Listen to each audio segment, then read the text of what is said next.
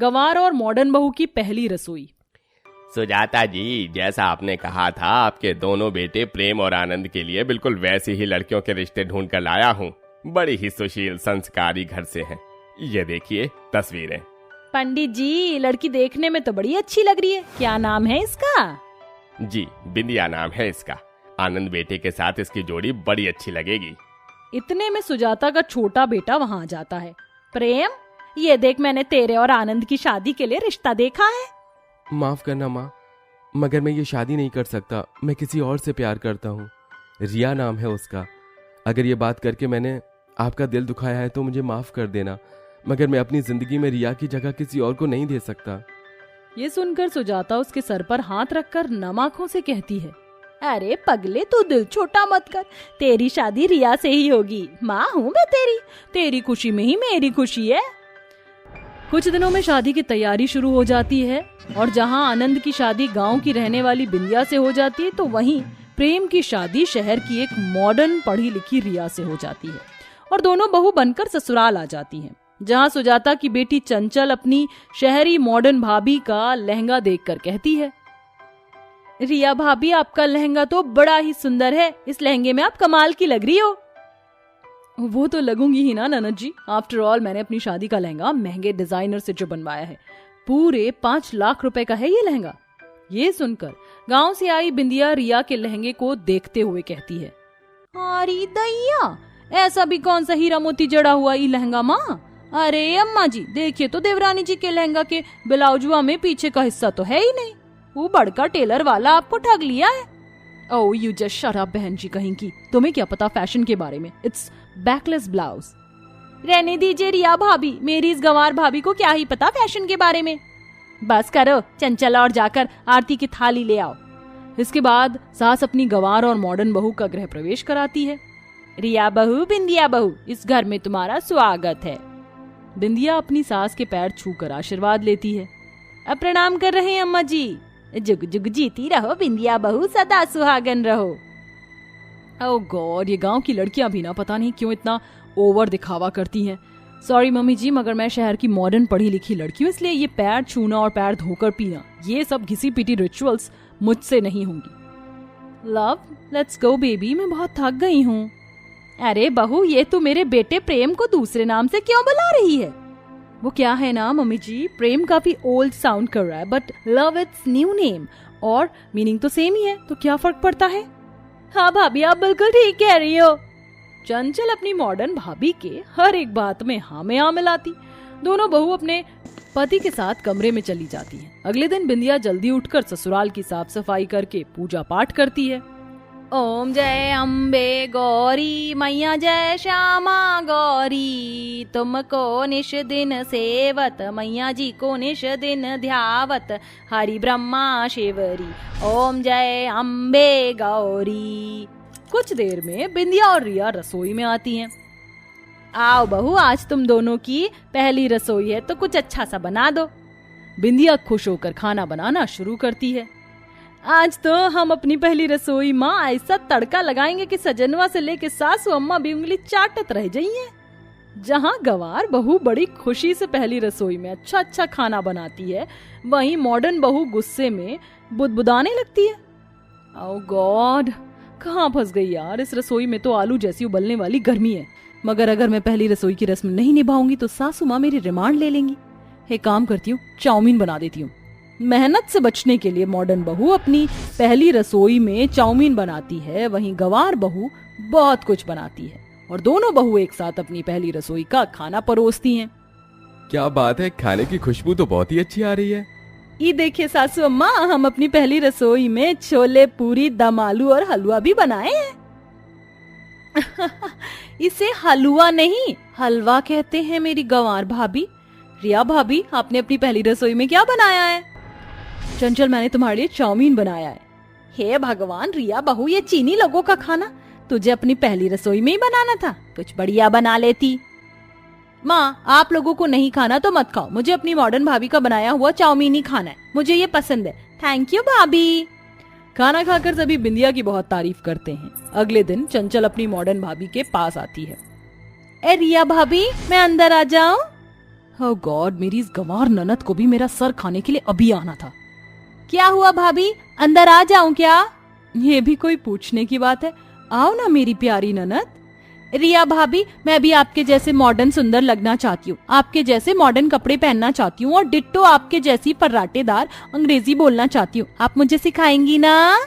हाँ बिल्कुल चंचल, तुम्हारा फिगर तो एक परफेक्ट मॉडल जैसा ही है। अगर तुम सलवार सूट छोड़कर शॉर्ट ड्रेस पहनो तो हीरोइन लगोगी। मैं तुम्हें मॉडर्न बना तो देती, मगर फिर घर के काम का क्या? काम किया बिल्कुल भी टेंशन मत लो रिया भाभी, वो तो गवार भाभी है ना, मैं उनसे सब करा लूंगी।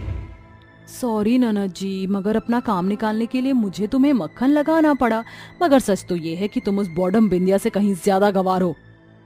अपनी मॉडर्न भाभी की मक्खन भरी बातों में आकर चंचल उसके हिस्से का काम बेचारी बिंदिया पर डाल देती है। भाभी, अरे ओ बिंदिया भाभी, अरे ओ मेरी गवार छपरी भाभी, कहाँ हो? अरे अरे क्या हुआ ननद जी, कछु काम था क्या? हाँ, खाना बनाकर ये गंदे कपड़े धो देना और सारा कमरा साफ कर देना अच्छे से। मगर ननद जी, ये काम तो देवरानी जी का है। क्यों, तुम कर दोगी तो क्या तुम्हारे हाथ घिस जाएंगे? अपनी गवार जुबान चलाने से अच्छा है हाथ चलाओ, लिए लो। ये बोलकर चंचल घमंड से गंदे कपड़ों का ढेर अपनी गवार भाभी के मुंह पर मारकर रिया के पास आती है, जहाँ वो मेकअप में लगी होती है। ए रिया भाभी, आप मेकअप कर रही हैं? ओह ननद जी, मैं टचअप कर रही हूँ। एक्चुअली मेरा मेकअप बिगड़ गया था और मुझे अपनी सहेली मीता के पास जाना है। रिया भाभी, क्या मैं भी आपके साथ चलूं? घर में बैठी बैठी मैं बोर हो रही हूँ। अबे यार, ये कितनी चिपकू है, क्या करूं? ननद जी, मैं तुम्हें लेकर चलती, मगर मेरी फ्रेंड ने सिर्फ मुझे ही इनवाइट किया और मैं नहीं चाहती कि कोई मेरी ननद को बिन बुलाए मेहमान कहे। चंचल रिया की बातों में आ जाती, जहाँ मॉडर्न रिया अपनी बिगड़ी सहेलियों के साथ पब पार्टी और किटी पार्टी करती है, वहीं बेचारी बिंदिया सारा दिन घर का काम करती रहती। बिंदिया बहू, थोड़ा आराम भी कर लिया कर, जब देखो काम में लगी रहती है। ओफो माँ, आपका बस चले तो आप अपनी इस गवार भाभी को सर पर बिठा लो। घर की सफाई करने में और 4 बर्तन घिसने में कौन सा इनके हाथ पैर घिस जाते हैं। ये सुनकर बिंदिया की आंखों में आंसू आ जाते हैं। ननद जी ठीक बोला थे माँ जी, वैसे भी हमरे ससुराल माँ काम ही का है, बटन दबाए ही घर से मसाला पिस जाता है, कपड़ा धुल जाता है। ठीक है चंचल, अगर बिंदिया बहू कुछ करती ही नहीं है तो आज से घर के काम रिया बहू करेगी, जाकर बुला ला उसे। जैसे ही चंचल रिया के कमरे में जाती है तो वह फोन पर बात कर रही होती है। मैं तो अपने ससुराल में मजे कर रही हूँ, मेरी सास एकदम सीधी है और ननद तो गंवार है, मगर मेरी तरह मॉडल बनना चाहती थी। मैंने भी थोड़ा सा मक्खन लगा दिया, मगर है बड़ी चिपकू यार। ये सब सुनकर चंचल की आंखों में आंसू आ जाते हैं। तभी रिया उसे देख लेती है और फोन उसके हाथों से गिर जाता है। चंचल, तुम यहाँ? बस रिया भाभी, मैंने सब सुन लिया है, मगर इसमें आपकी गलती नहीं है बल्कि मेरी है। मैं तो बिंदिया भाभी को ऐसे ही ताने देती थी, तब उनके दिल पर भी बुरा लगता होगा जैसा मुझे लगा है। माँ बिल्कुल ठीक कहती हैं, हम जैसा दूसरों के साथ करते हैं हमारे साथ भी वैसा ही होता है। आखिर में रिया अपनी नंद की नजरों में गिर जाती है। वहीं चंचल अपनी गलतियों के लिए बिंदिया से माफी मांग लेती है। बिंदिया भाभी, अपनी ननद को माफ कर दो। आपकी भाषा और रहन सहन भले ही गांव का है, मगर आप दिल से बहुत अच्छी हो। ये सुनकर बिंदिया बहुत खुश होती है और अपनी ननद को गले से लगा लेती है और सभी खुशी खुशी रहने लगते हैं। आसपास शादी का खुशनुमा माहौल है, जहां आसपास पटाखे जल रहे थे। तभी नाचते गाते हुए दूल्हा अर्नव आता है। अपने से बहुत खूबसूरत लहंगे में सजी हुई दुल्हन मोहिनी बाइक पर बैठे हुए कहती है, हाय मेरी जानू, शेरवानी में कितना अच्छा लग रहा है, पर उससे ज्यादा खूबसूरत तो मैं लग रही हूँ। अब होगी मेरी धमाकेदार एंट्री। माँ, मैं जाऊँ ना? हाँ, जल्दी से अपनी फटफटिया चालू कर और चश्मा लगा ले, नाचियो अच्छा वाला। मैं तो कह रही हूँ दीदी, ओ नाचना जमाई जी लट्टू हुई गवा तो यही आपन को चुम्मी दे जाए। ओह भाभी, कुछ भी कहती हो आप, मुझे यकीन नहीं हो रहा है कि ये मेरी ड्रीम वेडिंग है। बिल्कुल उसी तरह से अर्नव से मेरी शादी हो रही है। अच्छा, अब चलती हूँ। तभी मोहिनी बाइक चलाकर दूल्हे राजा के पास आती है। अब ये नैना बोले यार, बोले यही लगातार, कोई चाहे कितना रोके करूँगी प्यार। मेरे सैया सुपरस्टार, मेरे सैया सुपरस्टार, मैं फैन हुई उनकी, मेरे सैया सुपरस्टार। हाय मेरी जानोड़ी, मेरे लिए बाइक चलाकर आ रही है। डांस करते करते मोहिनी अर्नव को ठुमका मारती है। तभी अर्नव भी यही करता है, जिससे मोहिनी धड़ाम से बेड से गिर पड़ती है और उसका सपना टूट जाता है। आउच! अयो, कितनी तेज की लग गई मुझे भैयो। ये क्या, मैं तो अपने ही कमरे में हूँ। मेरा ड्रीम वेडिंग बैंक्वेट कहाँ है? सब कितना खुश थे और मैं बाइक पर अपने दुल्हे राजा के पास जाकर डांस कर रही थी। मेरा सैया सुपरस्टार। क्या हुआ चिलगोजी, इतनी तेज क्यों चिल्लाई? बताना क्या हुआ था? ऐसा कौन सा सपना देख रही थी जो गिर पड़ी बेड से? देख, हम सब आ गए यहाँ पर। माँ, कुसुम भाभी, देखिए ना, भैया मुझे चिलगोजी बोल रहे हैं। शादी हो गई लेकिन अभी तक मेरा नाम लेना नहीं छोड़ा। मतलब तू मानती है कि तेरा नाम चिलगोजी है? नहीं, कोई नहीं, तेरा नाम कभी नहीं बदलेगा, चाहे तेरी शादी क्यों ना हो जाए, हम तुझे ऐसे ही बोलेंगे। ए चिलगोजी चिलगोजी। माँ देखो ना, शादी हो जाएगी थोड़े ही दिन में ही। जब मैं यहाँ से चली जाऊंगी ना, तो करना इस कमरे में चिलगोजी चिलगोजी। ओहो, आप क्यों मेरी प्यारी दुलारी ननंद को परेशान करते रहते हैं? मत कीजिए ना, चंद दिनों की मेहमान हैं, अच्छे से रहने दीजिए। सही कहा तुमने, फिर मेरी सोन चिड़ैया उड़ जाएगी। वो सब छोड़ो सब। ए दीदी, जरा बताई तो, ई सपने में ऐसा का देखत रही कि तुम गिरी की पड़ी? कहीं जमाई जी कछु प्रेम कार्य तो नहीं करत तुमको सपनवा में? ओहो छोटी भाभी, आप तो ना आप देखती ना ताब कुछ भी बोल देती हो। ऐसा कुछ नहीं था, बस मैं अपनी ड्रीम वेडिंग कर रही थी, जैसा मैं चाहती हूँ। सच में ऐसे ही शादी करना चाहती हूँ। हाँ, हम अपनी प्यारी बहन की जरूर धूमधाम से शादी करेंगे। अरेंजमेंट चाहिए बैंक्वेट वाटिका, खाने पीने का कैसा चाहिए, कोई थीम रखनी है तो वो भी बता दे। हाँ हाँ भैया, मुझे फेरी टेल जैसी थीम चाहिए और जब मैं बाइक पर सज धज कर एंट्री करूँ तो मेरी बाइक भी मस्त वाली होनी चाहिए। वरमाला में आपको मुझे जिताना होगा। जितने भी फंक्शन होंगे वो भी बेस्ट होने चाहिए। हमारी ननन जी की जो भी डिमांड है सब पूरी हो जाएगी। आखिर इस घर की आखिरी शादी है। उर्मिला, केशव, आर्यन, अरे कहाँ हो भाई तुम सबके सब? केटरिंग वाले से बात करनी है, मेरी चाय भी ठंडी हो गई है, गरम कर दो इसे। अरे बड़ी बहू, जा अपने ससुर जी की चाय को गर्म कर दे। मैं जरा कैटरिंग वाले से बात करती हूँ। और तुम दोनों छोरों भी नेक अपने पिताजी के पास भीतर आ जाओ। हीरोइन, तू उठ गई है तो खाना बना दे। अपना हाथ साफ कर, ससुराल में खाना ही बनाना है तुझे। हाँ ठीक है, देखना मैं कितनी मस्त चाप और शाही पनीर बनाऊंगी। दीदी नेक हमरे लिए सिलबट्टे पर लहसुन की चटनी भी बना दियो, बहुत मन है। जब देखो छोटी भाभी की तो जीभ ही चलती रहती है, एक खाने के लिए दूसरा बोलने के लिए। ई कर दे, ऊ यू कर दे। फिर घर के सभी लोग राजू के पास पहुंच जाते हैं और मोहिनी नहा धोकर रसोई में खाना बनाती है। खुशबू तो अच्छी आ रही है। हाँ दीदी, मुझे भी बहुत अच्छी खुशबू आ रही है।